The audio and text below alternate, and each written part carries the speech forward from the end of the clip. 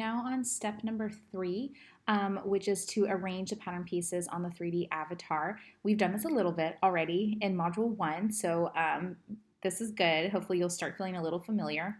I'm going to go ahead and click this little bottom icon so that I can see both my 2D window and my 3D window.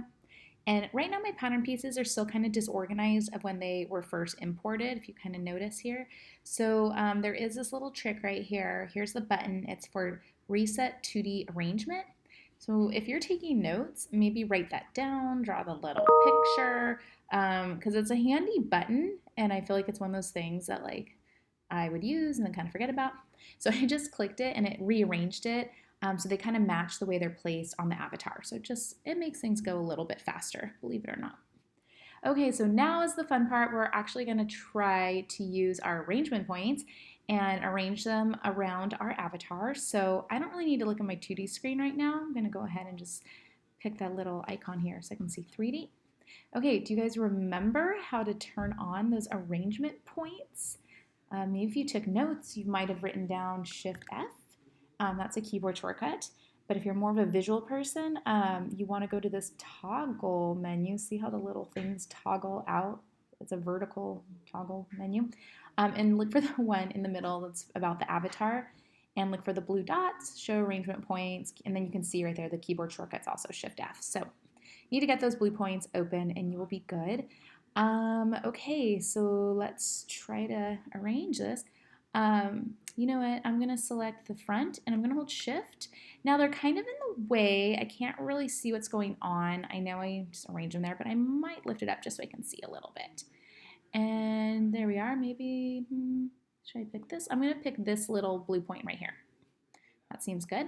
Same with the back. I'm going to select both. And then I like my number keyboard shortcut. I think it's a more accurate to like, I know I can rotate around and stuff, but it's just a little quicker. So sometimes, you know, so 2 for the front. I think 6 is not the back. 8 is the back. Here we are. Okay, and then I'll click that little point. That looks good. I'm going to grab a sleeve, like this sleeve, and I'm going to go ahead and go to the side. No, there we are. I hit number 6. And I'll pick that there. Do I need to move it? I'm going to hit number 2. Gosh, I kind of feel like I need to move it a little higher. Let's see. Is there another? It might work, but I might want to actually move it. Oops. I wish there was another point. There's not. So, okay, let's go back to here. Oh, I don't, if this is going to make it go up.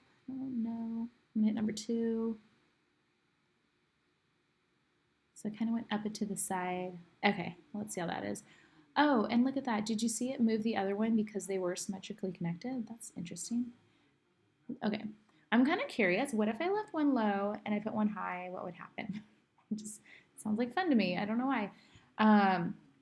Okay, so go ahead, arrange your pieces. The next step is to sew them together. Which we have not done. And by the way, I forgot my neck trim. So the neck trim, we're just going to pick the dot on her right neck. Okay, and we're just going to leave it there and see how it goes. Okay, yes, so get ready for sewing. That's in the next video.